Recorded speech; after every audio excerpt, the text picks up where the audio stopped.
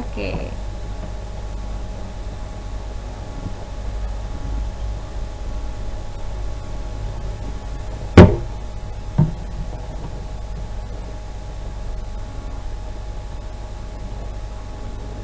Ya, sudah Kurir. Oke, baik, kita mulai saja. Selamat sore Bapak Ibu semua. Assalamualaikum warahmatullahi wabarakatuh.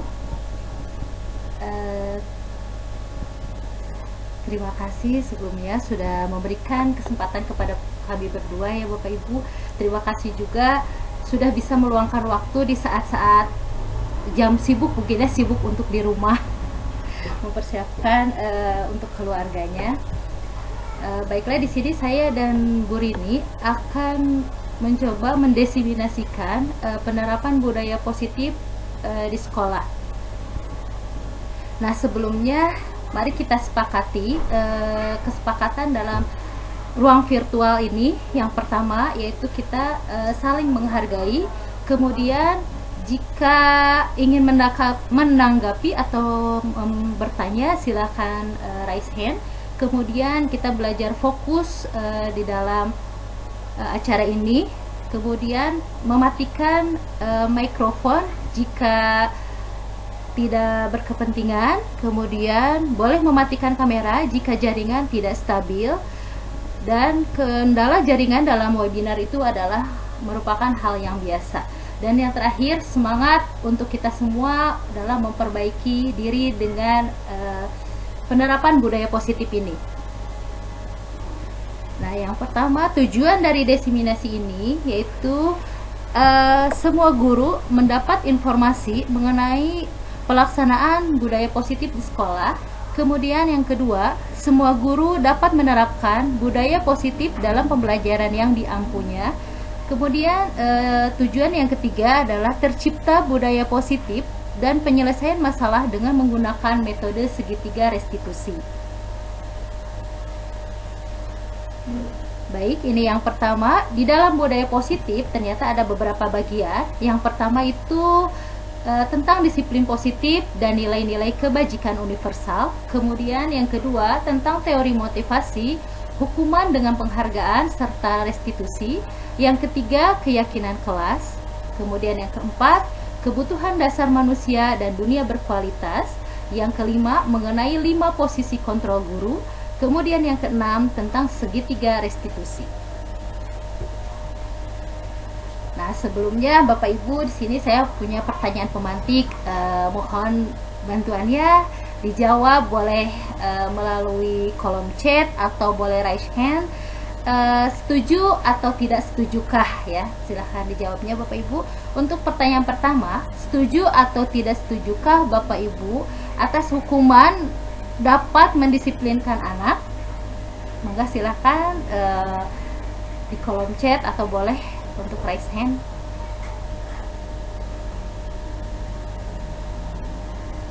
Setuju atau tidak setuju mengenai hukuman dapat mendisiplinkan anak? Oke, ini misi tidak setuju. Enggak ada yang lainnya.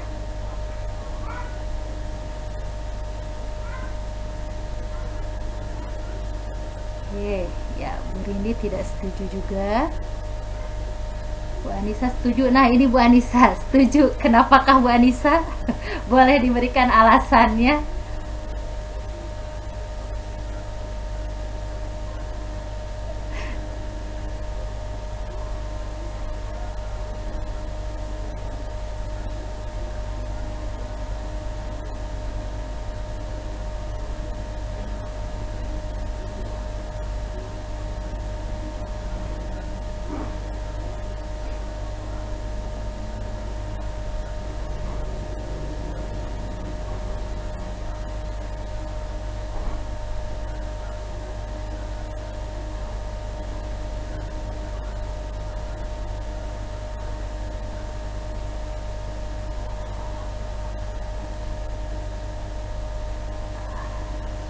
Oke, baik, terima kasih Bu Anissa.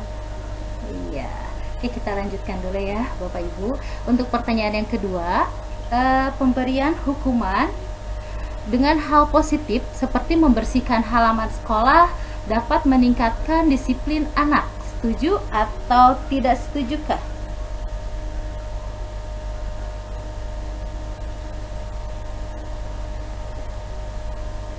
Ya, mangga Bapak Ibu. Oh, ibu-ibu semua ya di sini, mohon maaf. Ada ya Pak Dan tadi ada ya?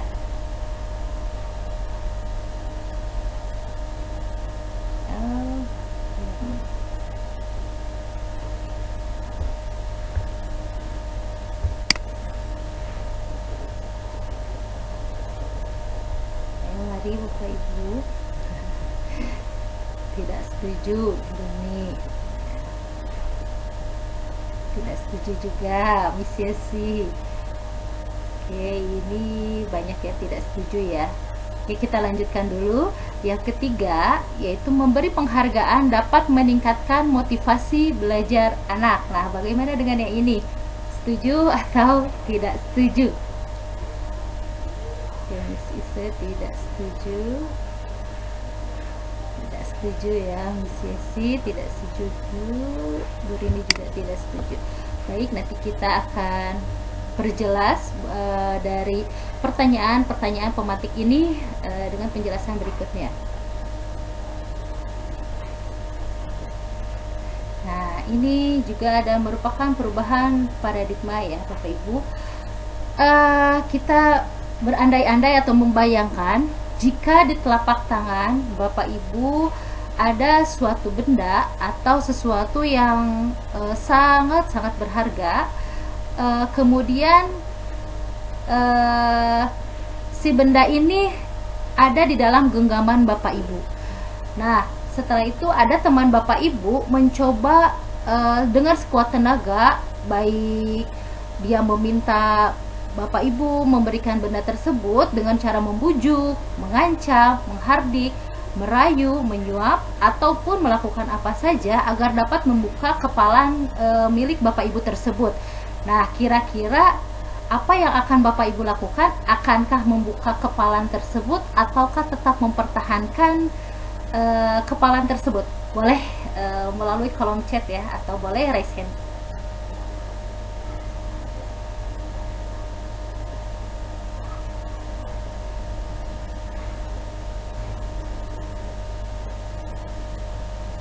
Mempertahankan. Oke, Bu Rini mempertahankannya, Miss Yesi juga mempertahankannya. Oke. Untuk yang lainnya,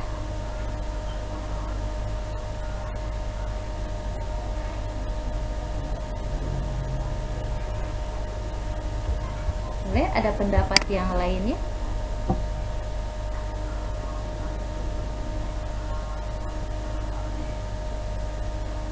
Oke, Miss Ise juga mempertahankannya.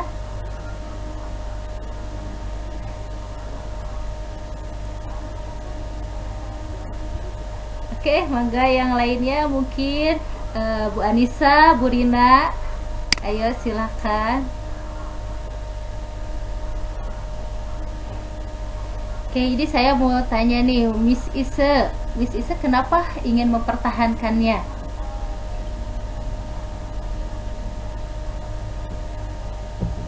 Oke, Miss Ise bisa dengar saya?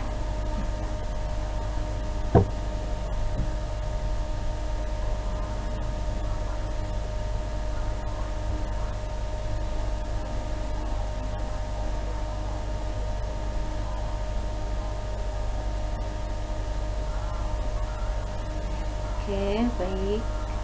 Mungkin sambil melakukan kegiatan yang lainnya biasa ibu-ibu ya. Baik, kita lanjutkan terlebih dahulu. Ini pastinya Bapak Ibu memiliki pendapat yang berbeda akan kepala tangan ini. Pasti akan ada yang mempertahankan, mungkin juga akan ada yang memberikannya. Ini tergantung dari kontrol diri kita sendiri ya Bapak Ibu. Oke, baik, kita perjelas lagi selanjutnya. Nah, ini perubahan paradigma atau teori kontrol tersebut atau ilusi kontrol ya Bapak Ibu. Ilusi kontrol ini ada beberapa jenis. Pertama, ilusi guru mengontrol muridnya. Kemudian ilusi bahwa kritik dan akan membuat orang merasa bersalah, dapat menguatkan karakter.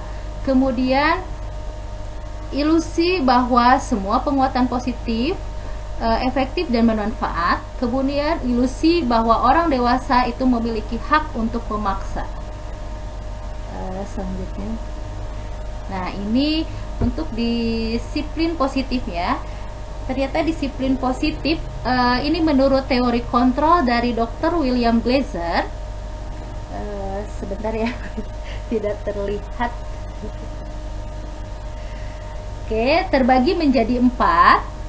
Yang pertama itu Anda tidak bisa mengontrol orang lain, hanya Anda yang bisa mengontrol diri Anda sendiri. Nah, seperti genggaman tangan tadi ya, hanya diri Bapak Ibu saja yang bisa mengontrolnya atau ingin memberikannya ataupun tidak.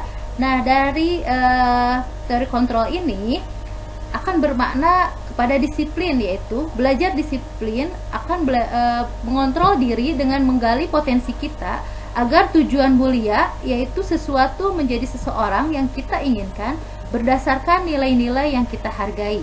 Kemudian teori kontrol yang kedua menurut Dr. William Glaser, yaitu semua perilaku memiliki tujuan. Nah, ini akan turun kepada teori motivasi, termasuk teori motivasi intrinsik dan juga ekstrinsik. Yang selanjutnya ini ada model berpikir menang-menang, kemudian ada kolaborasi dan konsensus menciptakan pilihan-pilihan baru. Nah, ini merupakan 5 posisi kontrol dari guru, nanti akan dijelaskan selanjutnya. Yang terakhir adalah realitas atau kebutuhan kita sangat berbeda. Katanya kita berusaha memahami pandangan orang lain tentang dunia, kemudian setiap orang memiliki gambaran yang berbeda. Nah, ini termasuk ke dalam 5 kebutuhan dasar manusia yang akan dijelaskan nanti juga selanjutnya. Nah, ini Bapak Ibu, apakah makna dari disiplin? Nah, disiplin itu berasal dari bahasa Latin, yaitu disiplina, yang artinya belajar.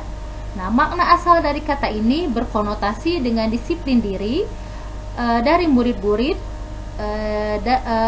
Sokrates dan Plato. Kemudian disiplin diri membuat orang menggali potensinya menuju sebuah tujuan apa yang dia hargai. Namun, dalam budaya kita, makna disiplin ini telah berubah menjadi sesuatu yang dilakukan seseorang pada orang lain untuk mendapatkan kepatuhan. Nah, kecenderungan umumnya menghubungkan kata disiplin dengan ketidaknyamanan, bukan dengan yang kita hargai atau pencapaian suatu tujuan yang mulia.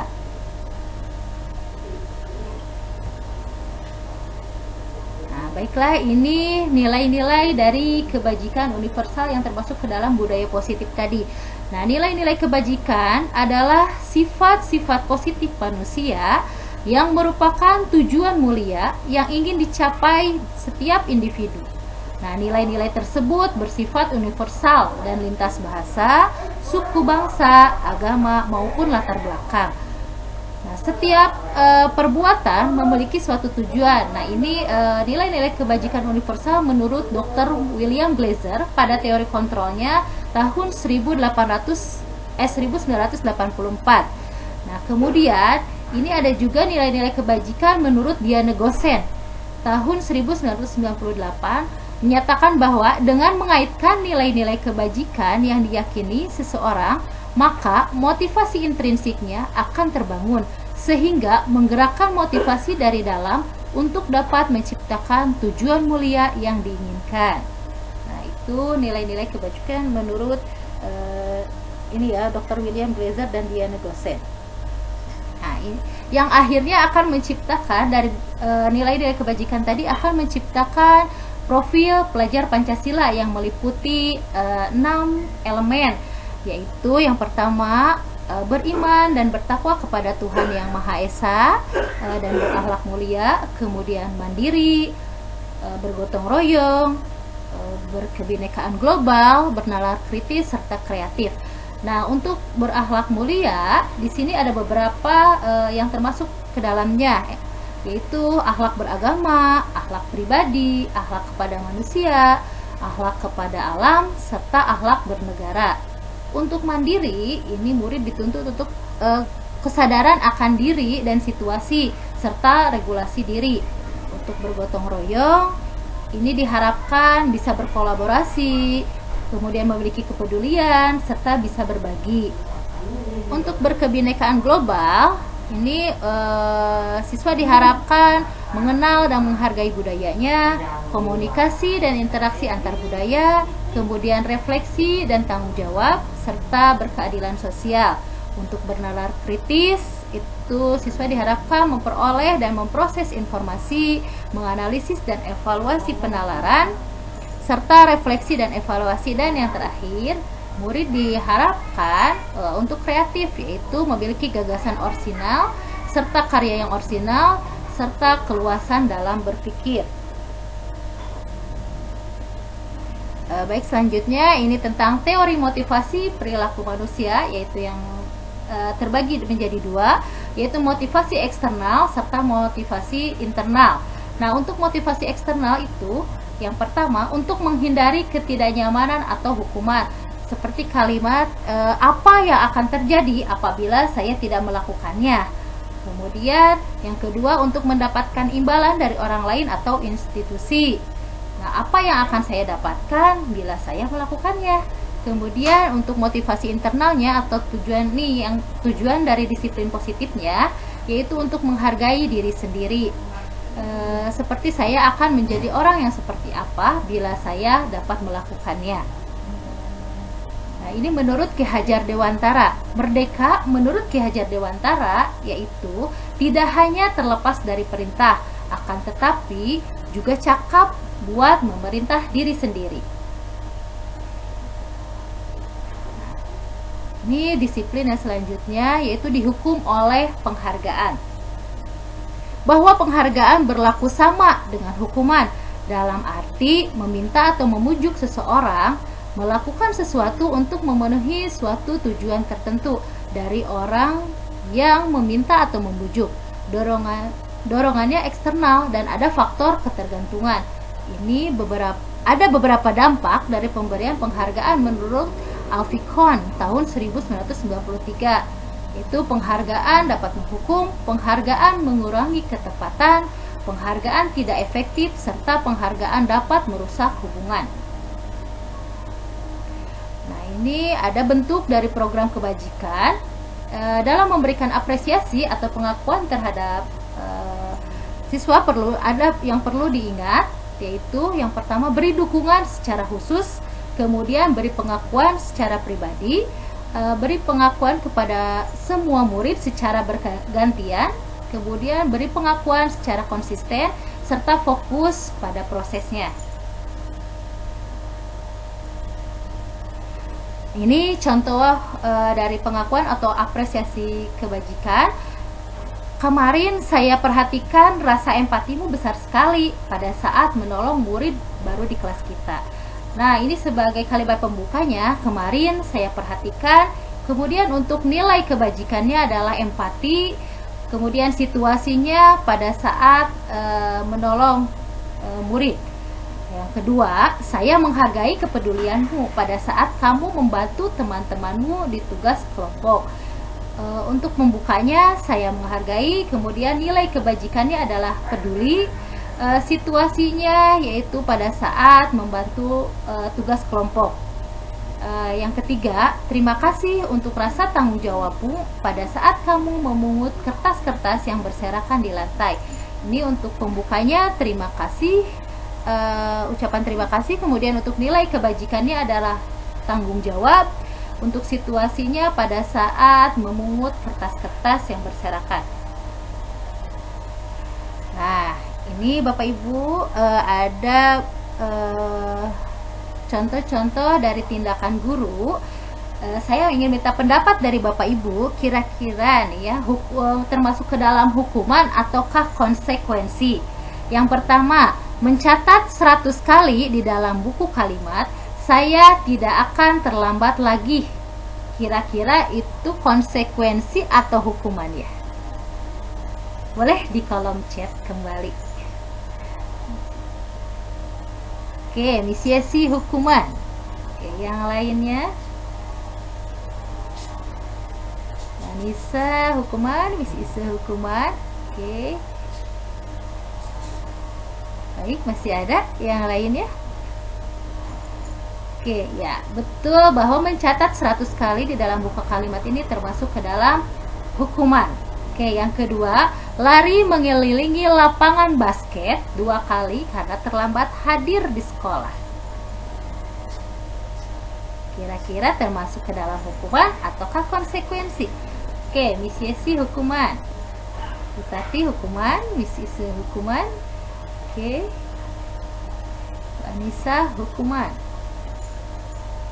Iya, untuk nomor 2 betul sekali termasuk ke dalam hukuman. Baik, kita lanjut yang ketiga. Murid diminta untuk push up 15 kali karena tidak menggunakan masker ke sekolah. Nah, ini hukuman ataukah konsekuensi?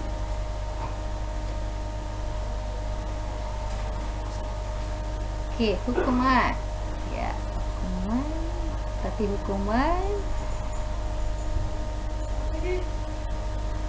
Yes, Miss Isa hukuman. Oke, benar. Ini juga termasuk ke dalam hukuman. Nah, yang selanjutnya menggantikan kertas tugas teman yang telah dicoret-coret katanya ini. Termasuk hukuman ataukah konsekuensi?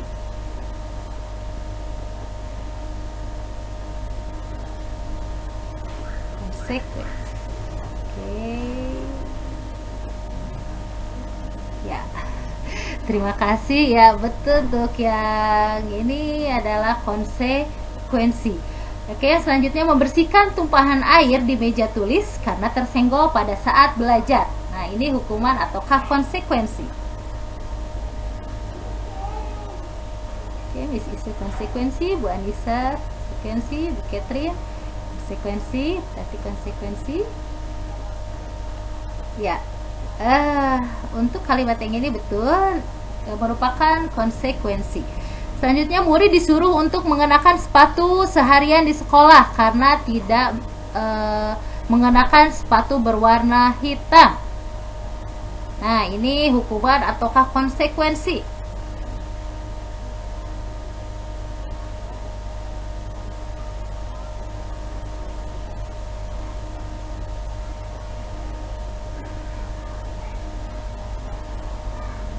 Ya, hukuman ataukah konsekuensi? Untuk kalimatnya ini, murid disuruh untuk mengenakan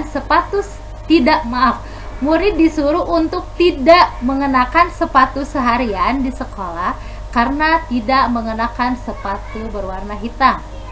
Konsekuensi atau hukuman? Oke, Miss Isa hukuman, Catherine hukuman. Baik, Bu Tati hukuman. Iya. Oke, terima kasih. Yang terakhir, lari mengelilingi lapangan basket 2 kali karena terlambat 10 menit untuk pelajaran PJOK. Nah, ini hukuman ataukah konsekuensi? Oke, Bu Catherine hukuman.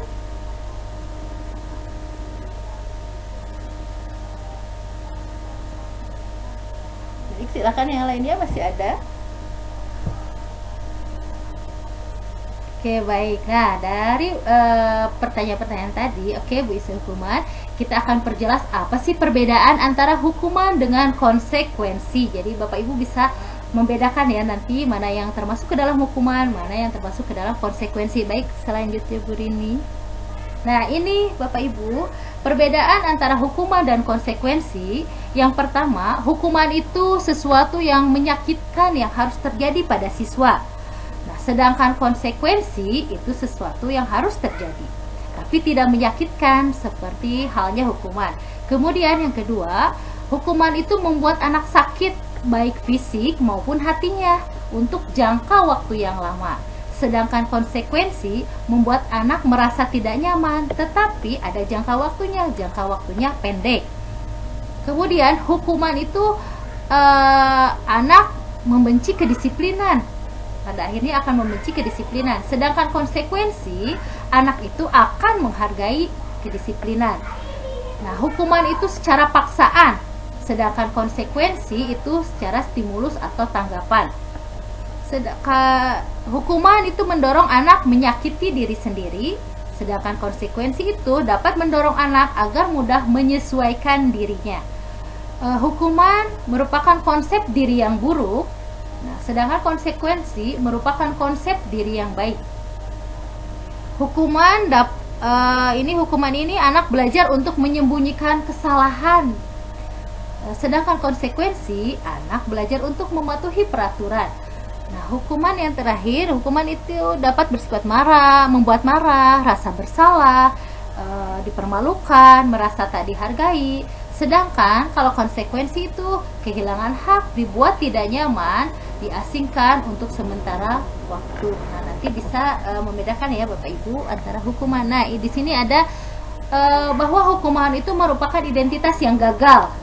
Nah, sedangkan kalau konsekuensi dan restitusi ini merupakan identitas yang sukses. Nah, saya akan bacakan dulu ini untuk identitas gagal tentang hukuman. Hukuman adalah sesuatu yang menyakitkan yang harus terjadi. Sedangkan konsekuensi itu sesuatu harus terjadi. Kalau restitusi ini merupakan pilihan. Kemudian kalau hukuman tidak nyaman untuk murid atau anak dalam jangka waktu yang panjang. Sedangkan konsekuensi ini tidak membuat nyaman, tapi dalam jangka waktu yang pendek. Nah, sedangkan restitusi menguatkan murid untuk waktu yang panjang. Kalau hukuman ini korbannya mendapatkan keadilan, tapi kalau dalam konsekuensi korban bisa diabaikan. Nah, sedangkan di dalam restitusi korban ini akan mendapatkan gantinya. Kalau di hukuman, murid atau anak akan tersakiti. Sedangkan di konsekuensi, murid atau anak dibuat tidak nyaman. Kalau restitusi, murid ini akan mendapatkan penguatan. Nah, dari segi perilakunya, kalau untuk hukuman, perilakunya pasif, agresifnya akan meningkat. Kemudian di konsekuensi, penguatan hanya bertahan dalam jangka waktu yang pendek. Sedangkan di restitusi, murid belajar bertanggung jawab atas perilakunya sendiri. Untuk di hukuman,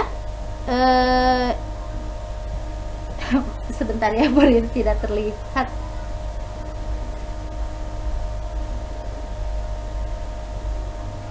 Nah, untuk di hukuman dalam waktunya berlaku hanya pada sebuah institusi, tidak berlanjut pada kehidupan yang nyata. Sedangkan konsekuensi membantu penerapan mengikuti peraturan dalam masyarakat. Restitusi fokus pada pemecahan masalah dalam jangka waktu yang panjang. Kemudian ini ada pertanyaannya, peraturannya kalau hukuman itu peraturannya adalah kamu harus bagaimana, seperti itu. Kalau untuk konsekuensi, apa peraturannya? Mampukah kamu melakukannya? Kalimatnya menjadi kalimat yang netral atau positif ya. Kemudian untuk restitusi, apakah kamu yakin atau apakah kamu meyakini apa yang bisa kamu lakukan untuk memperbaiki masalah ini? Nah, dengan kalimat-kalimat yang positif untuk restitusi ini. Nah, pada akhirnya kalau hukuman itu, murid akan membenci peraturan atau kedisiplinannya. Untuk konsekuensi, murid ini akan menghormati peraturannya. Sedangkan untuk restitusi, murid akan menghormati dirinya dan orang lain. Nah, jadi agar identitas sukses ini terjadi, disiplin terjadi, kita menggunakan konsekuensi atau restitusi, jadi tidak boleh menggunakan hukuman ya Bapak Ibu. Baik, selanjutnya. Nah, di sini tadi ada kata restitusi. Apa sih itu restitusi? Restitusi itu adalah proses menciptakan kondisi bagi murid untuk memperbaiki kesalahan mereka sehingga mereka bisa kembali pada kelompok mereka dengan karakter yang lebih kuat. Restitusi juga merupakan proses kolaboratif yang mengajarkan murid untuk mencari solusi untuk masalah mereka dan membantu murid berpikir tentang orang seperti apa yang mereka ingin menjadi atau tujuan mulianya dan bagaimana mereka harus memperlakukan orang lain. Ini menurut Gosen tahun 2004. Nah, ini ada 9 ciri-ciri dari restitusi. Yang pertama, bukan untuk menebus kesalahan, namun untuk belajar dari kesalahan. Yang kedua, memperbaiki hubungan. Yang ketiga, tawaran bukan paksaan. Yang keempat, restitusi, mencari kebutuhan dasar yang mendasari tindakan. Kemudian yang keenam, restitusi diri adalah cara yang paling baik. Ketujuh, restitusi fokus pada karakter bukan tindakan. Yang kedelapan, restitusi fokus pada solusi. Yang kesembilan, restitusi mengembalikan murid yang berbuat salah pada kelompoknya. Nah, ini mengapa tidak peraturan saja, mengapa harus keyakinan kelas? Nah, ini mengapa kita tidak memiliki peraturan harus menggunakan helm bila mengendarai kendaraan roda 2. Mengapa kita memiliki peraturan 3M, menggunakan masker, mencuci tangan, dan menjaga jarak 1,5 meter pada saat pandemi? Mengapa kita memiliki peraturan harus datang tepat waktu pada saat mengikuti pelatihan? Untuk mendukung motivasi intrinsik, kembali ke nilai-nilai atau keyakinan-keyakinan lebih menggerakkan seseorang dibandingkan mengikuti serangkaian peraturan-peraturan. Nah, ini sebelum ke budaya positif, pertama yang harus kita lakukan yaitu di sekolah, yang pertama adalah membuat peraturan kelas. Dari peraturan kelas ini akan berubah menjadi keyakinan kelas. Dari keyakinan kelas ini akan menjadi lingkungan positif, dan lingkungan yang lebih besar adalah budaya positif. Baik, Bu Rini.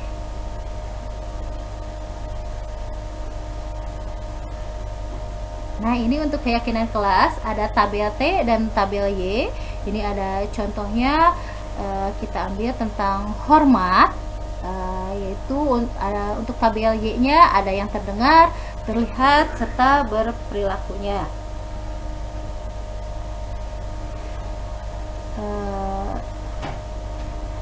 Baik, dilanjut Bu Rini.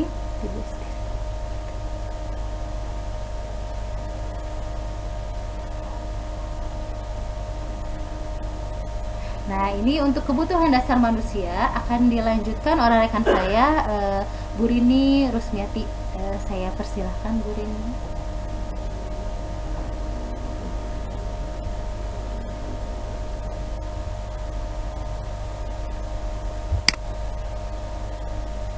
Waalaikumsalam.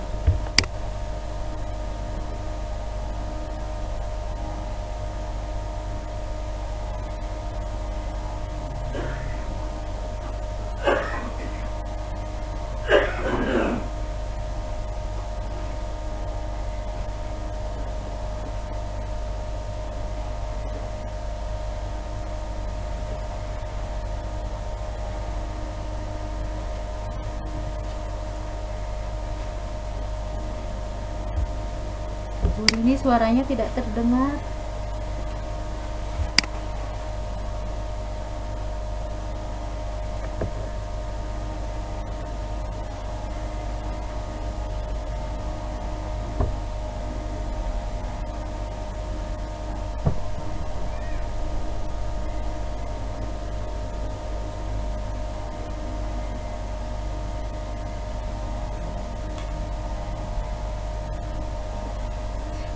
Ini suaranya tidak terdengar. Ya.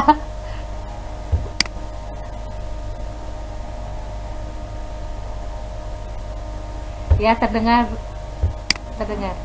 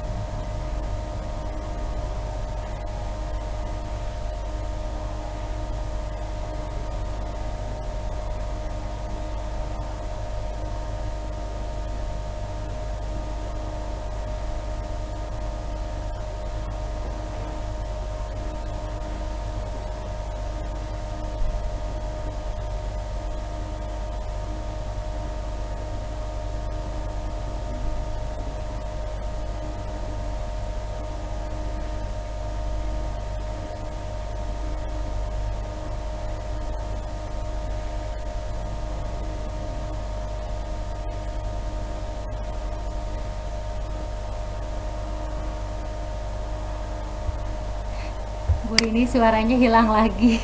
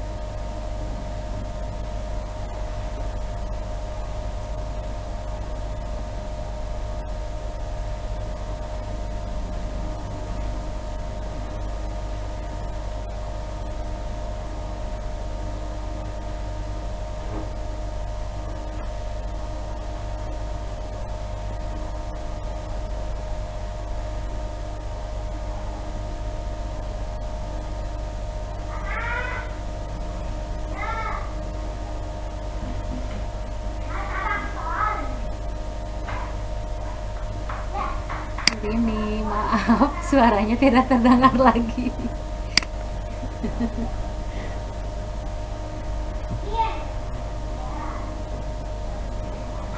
Nah, sudah terdengar Uri.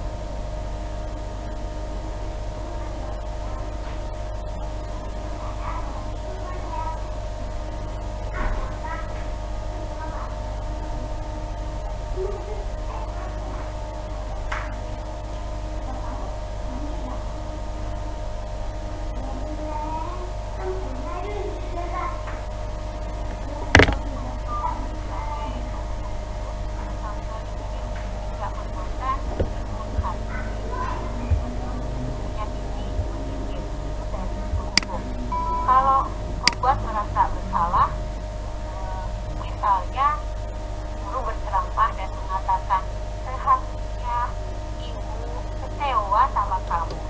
Kalau posisi sebagai teman, tentunya guru membuatkan alasan-alasan untuk muridnya. Ketika sebagai pemantau, tentu dari perbuatan guru yaitu menghitung dan mengukur. Kemudian sebagai manajer contohnya mengajukan pertanyaan-pertanyaan. Kalau dari perkataan sebagai pengukur, kalau kamu tidak melakukannya, awas ya, rasakan ada sebuah ancaman. Kemudian hasilnya murid bisa memberontak dan menyalahkan orang lain atau bahkan berbohong. Sesudah dengan dunia berkualitas, murid meletakkan guru di luar dunia berkualitas. Murid akan berkata, biarkan saja, nanti juga marah-marah lagi. Dampak pada murid akan mengulangi kesalahannya. Apakah posisi penghukum yang kita sering laksanakan di sekolah, Bapak Ibu? Atau sebagai manajer? Yang sebagai manajer di sini, biasanya kalau dari perkataan guru akan berkata, apa yang kita yakini, apa yang bisa kau kerjakan untuk memperbaiki masalah ini. Hasilnya menguatkan pribadi, kaitannya dengan dunia berkualitas. Murid meletakkan dirinya sebagai individu yang positif dalam dunia berkualitas. Murid akan berkata, bagaimana caranya saya bisa memperbaiki keadaan ini. Dampaknya pada murid mengevaluasi diri, bagaimana cara memperbaiki diri. Mungkin saya tidak akan membaca posisi orang membuat merasa bersalah teman dan pemantau. Bapak Ibu nanti bisa baca, saya akan share link PPT-nya. Saya nanti akan coba ke sini. Ini contoh dari pernyataan dan pertanyaan. Saya kecewa sekali dengan kamu. Ini contoh posisi kontrol dari pembuat orang merasa bersalah. Kemudian kamu tidak pernah benar melakukannya. Ini adalah posisi kalau ada perkataan ayolah lakukan demi ibu atau bapak, ini positif kontrol sebagai teman.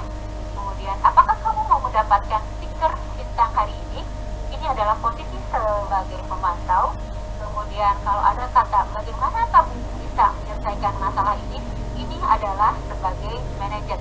Dan terakhir kalau misalnya ada perkataan kamu selalu yang paling terakhir, ini adalah posisi kontrol sebagai penghukum. Kemudian ini segitiga restitusi. Restitusi itu adalah mengembalikan siswa kepada kelompoknya. Kita lihat bagaimana penerapan segitiga restitusi ini. Yang pertama, kita harus, jika ada anak yang membuat kesalahan, yang pertama menstabilkan identitas. Contohnya dengan perkataan, setiap orang pasti pernah melakukan kesalahan. Kemudian setelah menstabilkan identitas, kita validasi kebutuhan. Contohnya dengan pertanyaan, adakah cara yang lebih efektif untuk mendapatkan apa yang kamu butuhkan?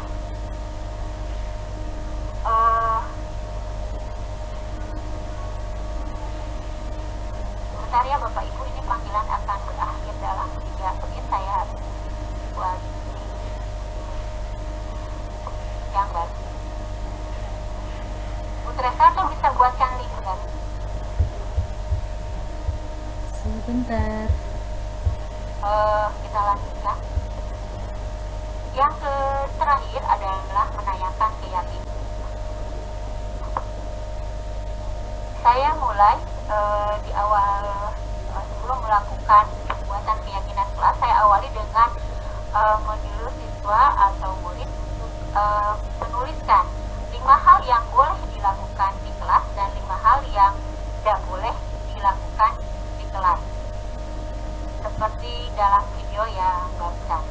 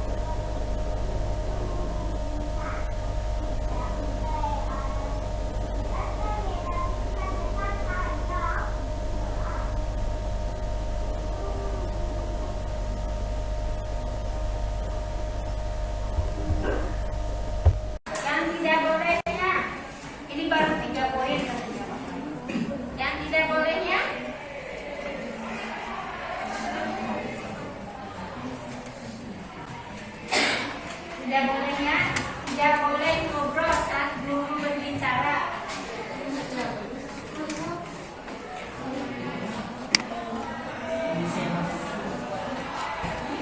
Kenapa? Ini keyakinan ya?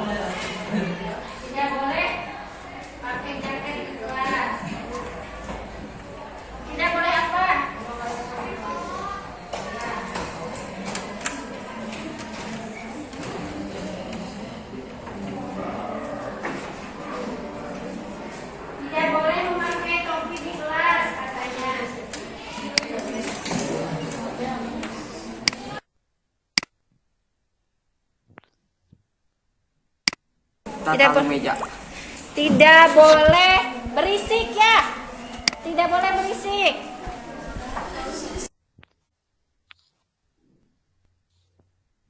Ini pengumpulan data dari anak-anak. Awalnya saya seperti Boleh apa? Boleh izin ke WC tetapi tidak bolak-balik. Boleh sebutkan yang tidak boleh apa tadi? Tidak boleh tidur di kelas. Tidak boleh tidur di kelas.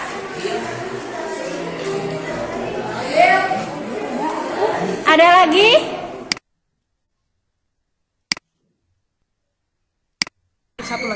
Tidak boleh menyontek saat ulangan.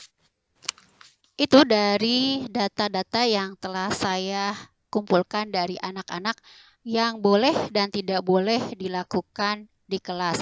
Kemudian setelah melakukan pengumpulan data, saya coba mengkonfirmasi kembali kepada peserta didik dan melakukan penguatan. Contohnya seperti ini. Kenapa harus buang sampah kepada tempatnya?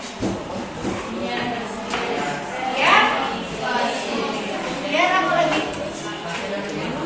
Biar apa lagi? Kenapa sih harus buang sampah pada tempatnya? Biar nyaman di kelas, biar bersih, biar nyaman. Sepakat buang sampah pada tempatnya? Oke, sip. Kita pakai ya di dua. Melaksanakan tiket. Kenapa harus tiket?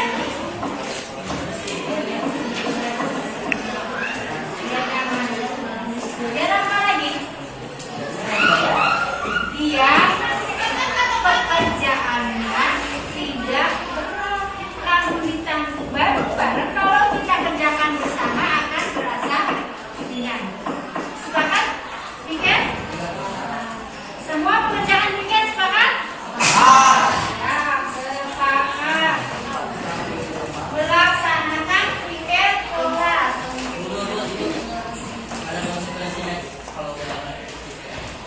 Ya, itu tadi mungkin konsekuensinya apa? Kita sepakati. Kalau tidak Nah, itu contoh dari yang saya lakukan, melakukan konfirmasi dan penguatan. Ini step keyakinan kelas yang sudah saya laksanakan. Yang pertama tadi, sekretaris mengumpulkan data dari peserta didik yang lain dengan mencatatkan 5 hal yang boleh dilakukan di kelas dan 5 hal yang tidak boleh dilakukan di kelas. Tetapi karena semua menyatakan 5 hal, tentunya ketika digabungkan itu menjadi banyak. Namun ada beberapa hal yang sama dan ada beberapa keyakinan yang berbeda, sehingga didapatkanlah keyakinan kelas yang di sini ada keyakinan kelas hanya 10 poin saja. Contohnya ini adalah keyakinan kelas yang sudah dituliskan atau yang disepakati di kelas 8D waktu itu. Ini saya buat dengan menuliskan di buku catatan masing-masing. Setelah sekretaris mencatat di whiteboard, peserta didik yang lain mencatatnya di buku tulis. Kemudian di sini ditandatangani oleh peserta didik dan oleh guru mata pelajaran itu sendiri. Kenapa saya anak-anak mencatat dengan tulisan tangan, tidak saya ketikkan? Ini supaya terlihat lebih otentik dan itu benar-benar berasal dari peserta didik, bukan berasal dari kita. Ada hal yang berbeda dari yang Bu Tresna lakukan ketika membuat keyakinan kelas. Bu Tresna membuat keyakinan kelas seperti ini.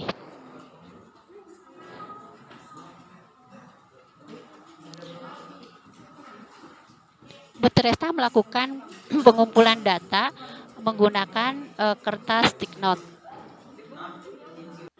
Terserah ini ya Bapak Ibu, di kelas ada peralatan apa, gunakan peralatan yang ada saja. Sudah? Oke, nanti silakan tempelkan di depan. Apa Ibu? Itu nanti kan ditempel di depan. Kan gak dipakai nama.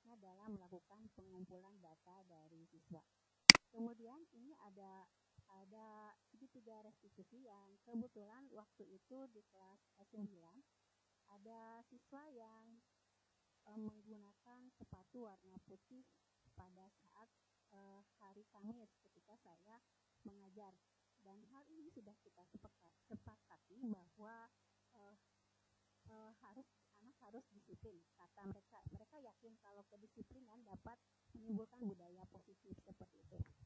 Kebetulan sekali kemudian saya mencoba menerapkan segitiga restitusi untuk mengembalikan. Bu Deni, punten suaranya tidak ada lagi. Oh iya, baik. Kita dengar gak, Bu? jelas. Sebentar ya. Terdengar gak, Bu? Sudah terdengar, Bu Rin. Jelas, Bu. Oke. Di sini saya coba menerapkan segitiga restitusi di kelas ketika saya sudah membuat keyakinan kelas. Segitiga restitusi ini dimaksudkan untuk mengembalikan anak pada keyakinannya. Keyakinan anak-anak itu adalah disiplin yang ingin saya kembalikan. Kebetulan pada saat hari Kamis, keempat anak ini tidak menggunakan sepatu warna hitam. Saya berinisiatif untuk menggunakan segitiga restitusi di sini. Mari kita coba lihat.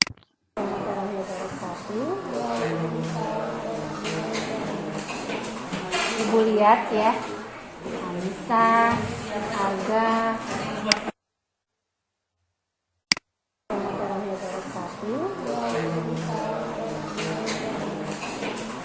Ibu lihat ya, Alisa, Alga, Rizky, sama Alam menggunakan sepatu warna apa?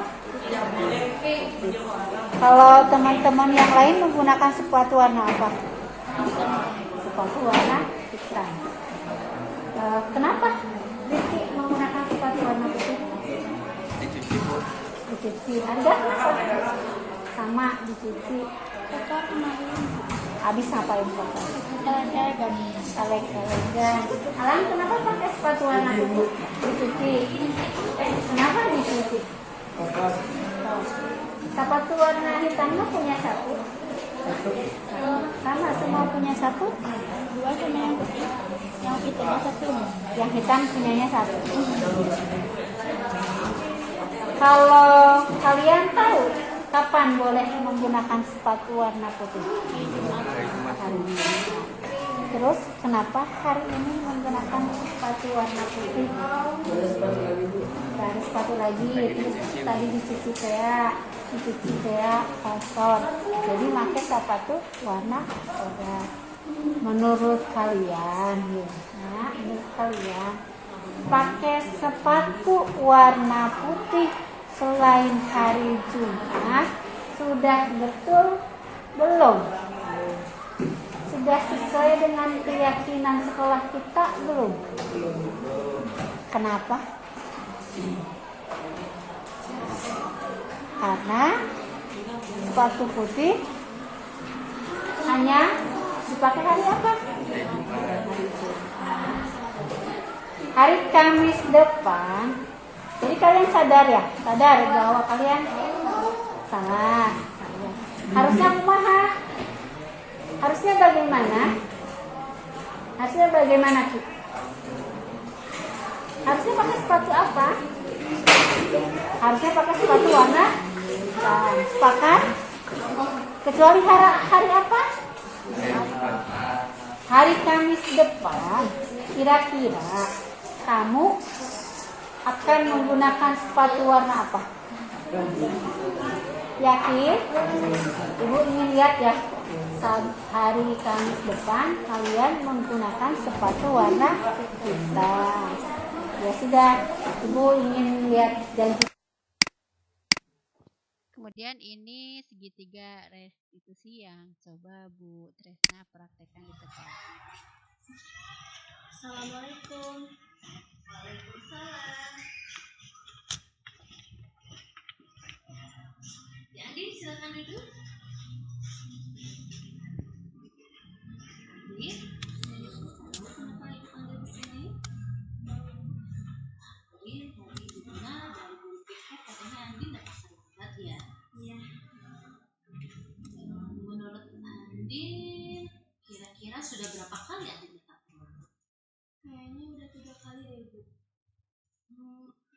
datang terlambat itu kalau menurut Andin merupakan kesalahan atau bukan?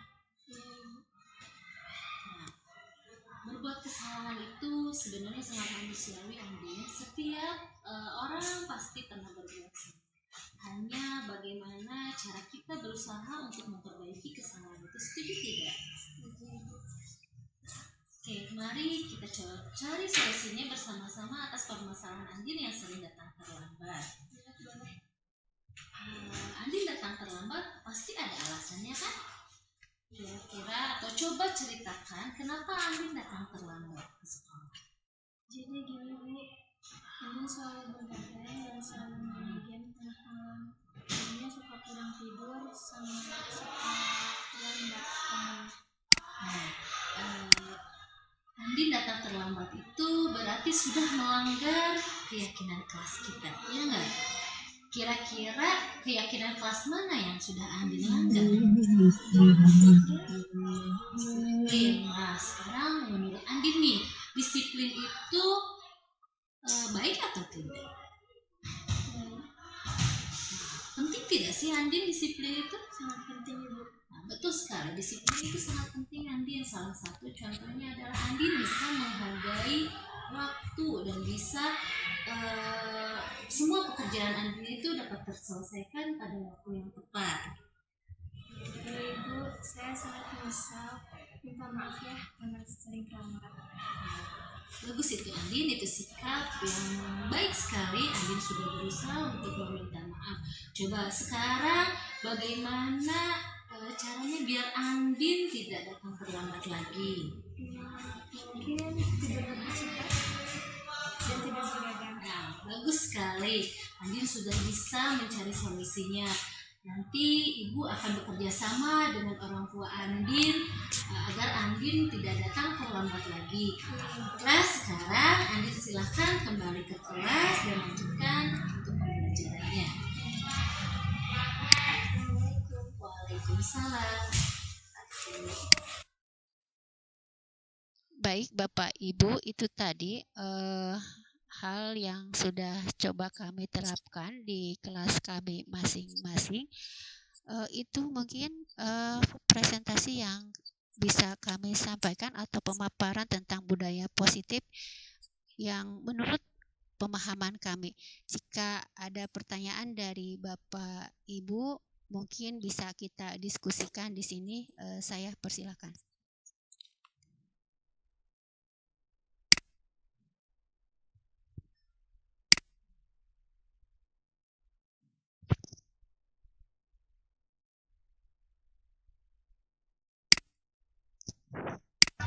Apakah cukup Bapak Ibu?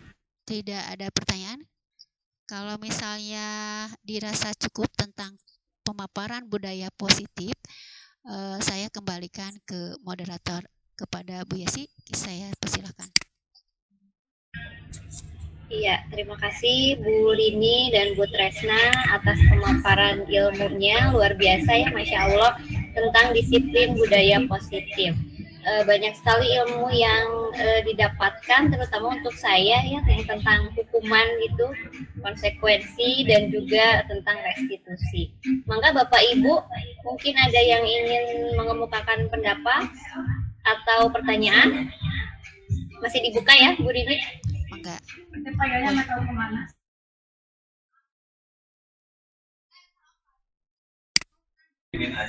Boleh raise hand atau boleh juga di kolom chat Bapak Ibu.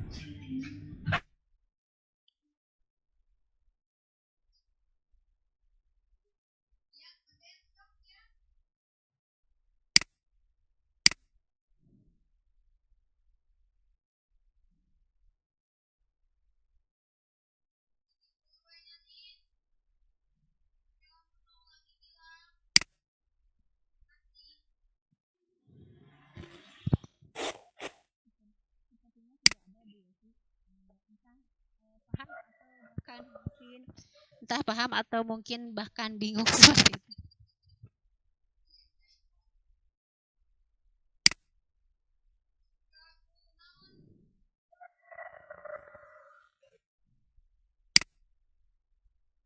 Iya, betul kan. Mungkin sudah jelas ya Bu Rini, Bu Tresna. Mudah-mudahan ya Bu Yesi apa yang sudah kita paparkan. Oh, itu ada pertanyaan dari Bu Catherine. Monggo Bu Catherine.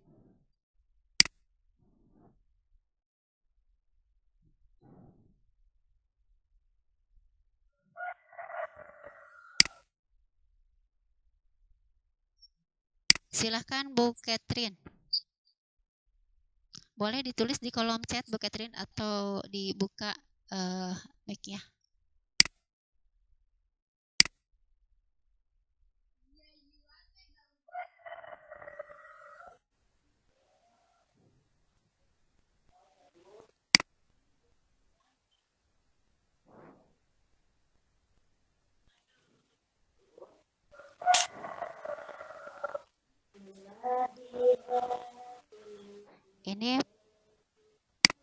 Ini pertanyaan atau pernyataan ya Bu Catherine? Dari pemaparan tadi tentang hukuman konsekuensi. Jadi saya harus belajar banyak untuk tidak dari pemaparan tadi tentang hukuman, konsekuensi, dan restitusi. Jadi saya harus belajar banyak untuk tidak boleh marah ke anak. Ya, oh itu pertanyaannya ya. Tidak boleh marah ke anak ya, seperti itu. Ya, terima kasih Bu Catherine atas pertanyaannya ya. Marah itu sebuah apa ya namanya? Bukan keharusan tapi manusiawi ya, ada sifat marah. Tetapi mungkin di sini yang harus kita bisa jaga adalah mengendalikan diri dari sifat marah itu tersendiri. Karena menurut hemat saya, pemahaman saya, mudah-mudahan salah ya Bapak Ibu. Kalau saya secara pribadi ketika berada di posisi marah, emosi saya sedang memuncak, itu terasa lelah ke badan juga seperti itu. Kemudian anak juga ketika kita perlakukan dengan kasar, dengan kata-kata menghardik, menunjuk, karena sebetulnya ketika dalam posisi marah, suara kita, volume suara kita itu pasti sedikit meninggi ya. Itu akan membuat mental anak menjadi turun, menjadi down seperti yang tadi sudah dipaparkan oleh Bu Tresna di depan ya, Bu Tres. Bagaimana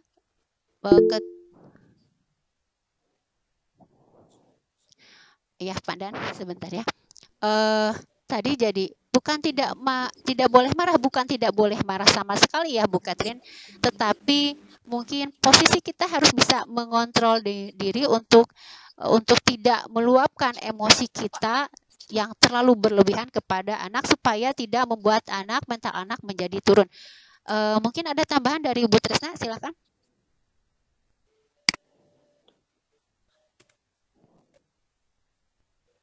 Mungkin cukup ya Bu Rini, betul tadi bukan tidak boleh marah ya sebagai guru. Gimana ya, terkadang pasti akan merasa kesal, merasa marah, hanya tadi itu harus bisa menjaga emosi untuk tidak menghukum, karena menghukum itu akan kedepannya akan membekas terhadap anak ya, mungkin seperti itu. Jadi kembali lagi harus bisa menjaga emosi dan sabar mungkin gitu terhadap menghadapi anak. Mungkin begitu ya Bu Rini. Bagaimana Bu Catherine, sudah puas? Mudah-mudahan tidak puas ya Bu Catherine, karena kalau puas mungkin kita akan berhenti untuk belajar. Yang kedua, ini ada pertanyaan dari Pak Dan Ramdhani. Maaf Bu narasumber, saya mau bertanya. Jadi sebagai guru yang baik kita harus memposisikan kontrol sebagai apa? Terima kasih Pak Dan. Saya izin share screen ya. Sebentar tentang posisi kontrol tadi.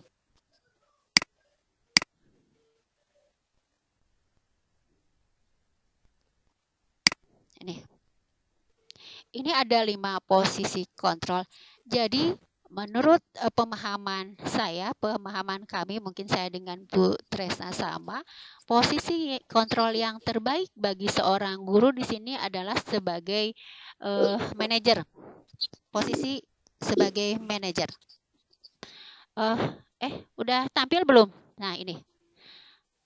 posisi yang menurut hemat saya dan Bu Tresna, menurut pemahaman kami, yang paling baik, posisi yang harus dimiliki oleh seorang guru adalah posisi sebagai seorang manajer. Akan tetapi, ini kan tidak mudah ya Bapak Ibu ya. Kita tidak bisa langsung berada di posisi yang paling atas. Yang pertama misalnya kita terkadang menjadi sebagai penghukum. Terkadang ada yang seperti itu. Nah ya, terkadang saya juga merasa berada di posisi sebagai penghukum. Terkadang bahkan lebih banyak berada di posisi sebagai penghukum. Merasa diri lebih baik dan anak itu merasa kita bisa mengontrol anak, menghukum anak. Seperti itu. Kemudian terkadang kita juga berada di posisi sebagai pembuat orang merasa bersalah. Dah kamu mah seperti itu. Dah kamu mah gak nurut sih sama ibu, seperti itu. Kenapa? Misalnya kalau bahasa Sunda, kenapa kamu tidak nurut sama ibu? Padahal ibu kan sudah membantu kamu. Misalnya seperti itu. Itu posisi sebagai membuat orang merasa bersalah. Kemudian ini ada posisi yang lebih baik dari penghukum dan pembuat orang merasa bersalah. Posisi teman dan pemantau. Ini mungkin lebih baik dari kedua posisi penghukum dan pembuat orang merasa bersalah seperti itu. Akan tetapi yang lebih baik itu adalah posisi But I will think sometimes it's challenging. For my social media, I have to think about Pak Ade punten. Pak Ade punten mic-nya. Pak Ade di unmute punten. Pak Ade punten di unmute ya. Terima kasih Pak Ade. Pak Ade punten hoyong di unmute-nya. Di mute. Ada yang di mute. Nah, tadi kita sudah, nah ini posisi penghukum dan pembuat merasa bersalah ini posisi yang paling bawah. Teman dan pemantau itu lebih baik dari keduanya tentunya. Paling tidak kalau kita belum bisa berada di posisi manajer, kita di posisi sebagai teman dulu. Berproseslah kita ya. Tidak bisa langsung berada di atas, tapi kita mencoba menaiki tangga demi tangga untuk berada di puncak tangga tertinggi, yaitu posisi sebagai manajer. Seperti itu mungkin Pak dan jawaban dari saya. Mudah-mudahan bermanfaat. Ada lagi pertanyaan dari yang lain?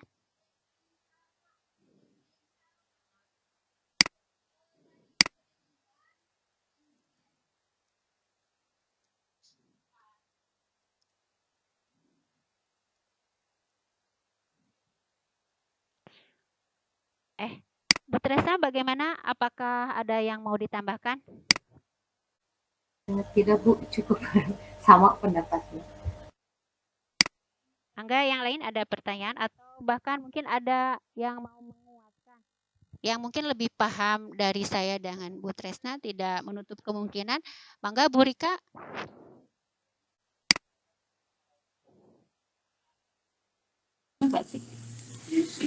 Sudah bagus Bu Rini pemaparan tadi, insya Allah bermanfaat untuk kita semua, terutama untuk saya dan juga untuk rekan-rekan sekalian. Mudah-mudahan bisa diaplikasikan nanti di pembelajaran di kelas. Iya Bu Rika, terima kasih. Kita sama-sama belajar ya di sini. Saya sebagai sama Bu Tresna juga masih perlu banyak belajar dari Bapak Ibu.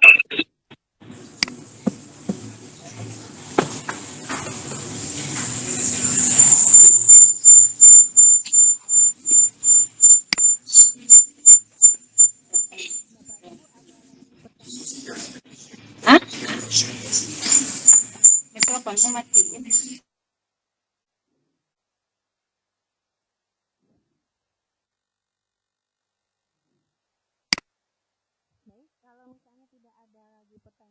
Suaranya tinggal kedengaran Bu Rini. Baik, terdengar Bu Tresna?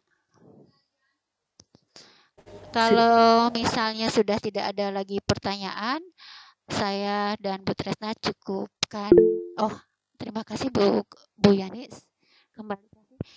Mungkin akan saya kembalikan kepada Ibu Yesi. Terima kasih untuk untuk semuanya, untuk waktunya. Mangga Bu Yes. Iya, luar biasa ya, Masya Allah diskusinya seru tampaknya Bu Rini, Bu Tresna. Mudah-mudahan nanti ada episode-episode selanjutnya ya. Ya, kalau sudah tidak ada pertanyaan, baik kita akhiri saja mungkin ya Bapak Ibu kegiatan di sore hari ini berbagi praktik baik penerapan budaya positif. Insya Allah ilmu yang sudah dipaparkan oleh Ibu Rini dan Ibu Tresna akan sangat bermanfaat untuk kita untuk menerapkan budaya positif di sekolah. Terima kasih saya haturkan kepada Ibu Rini Rusmiati MPD dan Ibu Tresna Novianti Sugilar yang sudah berkenan membagikan ilmunya di komunitas Gula Manis.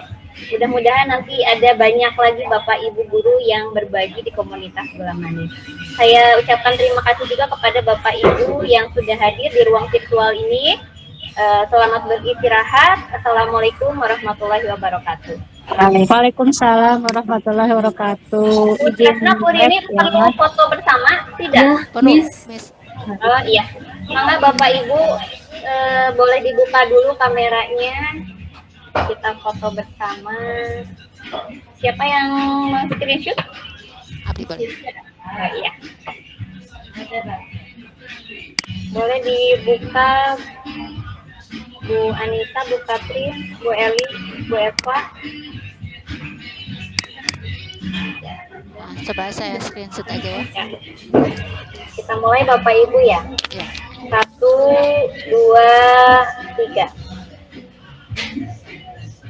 Ya, satu kali lagi gaya bebas. 1, 2, 3.